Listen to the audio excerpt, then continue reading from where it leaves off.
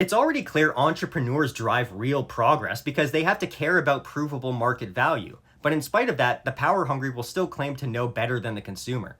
Now we get to my favorite part, where the creator I'm responding to tries to substantiate the claim that the state is the great innovator. She lists defense projects and then concludes that because consumer uses eventually emerged, the innovation was locked away and could have only been unlocked by government reappropriating resources. She makes the same assumptions these statists always make and which you should be careful to listen for. The three hidden assumptions are 1. The cost was worth it. 2. The outcome was the best possible solution. And 3. No private path could have achieved these same advancements directly, which is collectivist mysticism. This is the Bastiat blind spot, the seen versus the unseen. Socialists glorify what the state produces, but ignore what private citizens could have created had those resources not been forcibly diverted. It is the broken window fallacy at the civilizational scale. Rockets, GPS, the internet, the interstate system. None of these were created for consumers. They were all tools of war and control. To argue they were worth it requires weighing untold costs, lives, wasted resources, missed opportunities. To say war and taxation are blessings because they occasionally produce spillover is the height of collectivist delusion. And her constant emphasis that taxpayers funded it proves the opposite of her point. If taxpayers could have spent voluntarily, they would have directed resources towards what they actually valued. Every time they say taxpayer funded, remember that means coerced. It means they wouldn't have spent it that way, and you're claiming to know better than them what they value.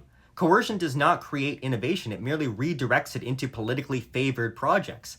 The fact that you had to tax proves it was a waste. She keeps saying taxpayer over and over like she believes it's only when people are relieved of their property that society can advance. Never forget that's the core. They don't care about innovation. They only care about you not having your resources and them being taken by a group they identify with. That's all this has ever been about. They worship collectivist violence and mistake it for progress. The internet became valuable only once private enterprise commercialized it. DARPA built a network for war. Entrepreneurs built the internet for people. TikTok, not DARPA, makes the internet enjoyable and productive today. Entrepreneurs transform tools of war into tools for life. The interstate system was built for tanks and trucks, not families. It was done under auto lobby pressure, classic state business collusion. Is this a triumph of socialism? A horrible textbook case of rent seeking? What everyone else would consider a moral hazard at best, socialists bizarrely celebrate, apparently. Too bad this creator can't go back in time and work for Ford or something. They could have paid her to promote the wonders of public infrastructure spending. Or maybe she works for them right now, who knows? Space exploration? Billions spent without accountability. Justified by the hope of spin-off gadgets. That's not investment, that's political venture capital without accountability. Almost all of it has nothing to do with consumer value. And again, like DARPA, if tech is all you care about, how much do you think you're getting compared to what is invested in NASA? Do you think the private sector would have produced more or less innovation with those same resources? It has to be more because everything the private sector does is to try and maximize value. It's not just an incidental side effect. She is right that corporations delay progress, but not through markets. They delay it by lobbying for patents and subsidies and regulations and bailouts. This is socialism for the rich. It's hard to tell if she actually opposes patents, however, because apparently she thinks Tesla should have been able to maintain monopoly over his inventions. This is exactly how you hold progress back. As I stated in my IP law video, we can look at James Watt's patent for the steam engine. I suppose this socialist would think it's a good thing that he got rich like Tesla never did, and yet when the Watt patent ran out, the power and prevalence of the steam engine exploded. A direct result of having a world of production pursuing it. Patents do not liberate, they strangle. Tesla's tragedy wasn't a lack of monopoly, but a lack of secure property rights.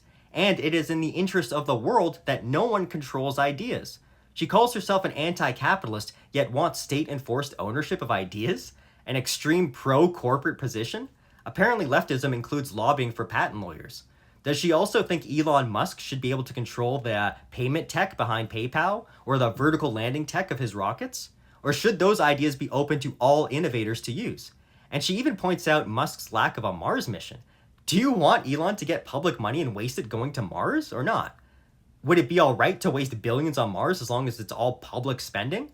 She even admits monopolies require state backing. Exactly. Without coercion, monopoly cannot persist. Again, I'm confused as to whose side she's on anymore. Private investment is not only more efficient, it's also the only way workers' conditions improve. As Mises explained, the only means to increase real wages is to increase the capital invested per head of worker.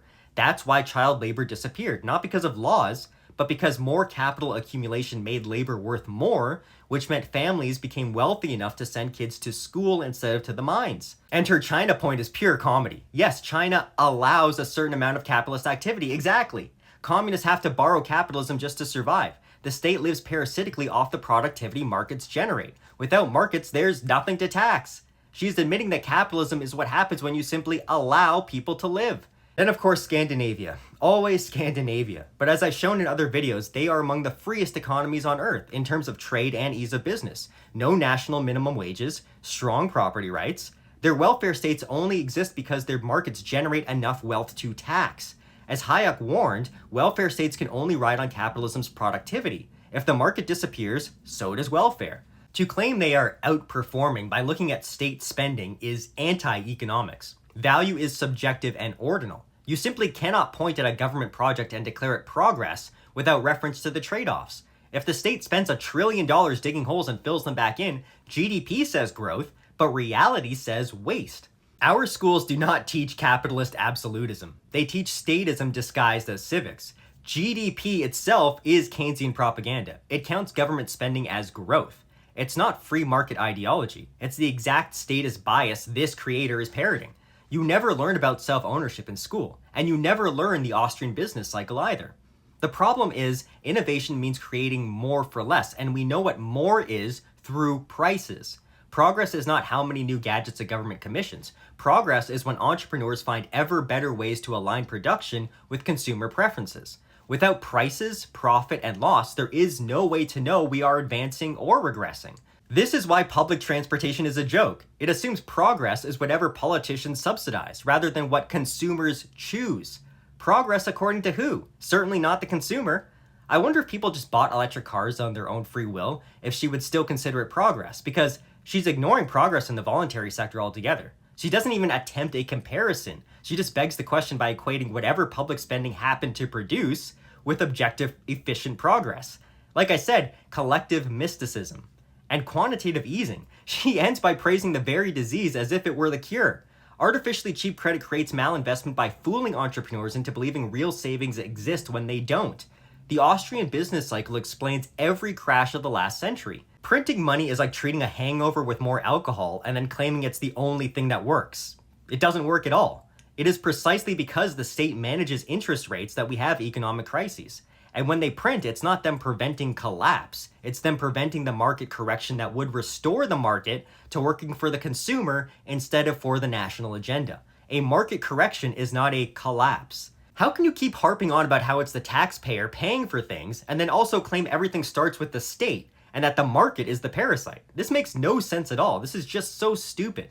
And yes, most industries today are built on subsidies. That's the problem of a mixed economy. Intervention creates fragility, bubbles, and crashes. When the state stops the spending propping up these industries, which shouldn't even exist in their current forms, the bubble pops. That's all government. The truth is the state is simply a mafia with good PR. It enjoys the illusion of legitimacy because people conflate it with society.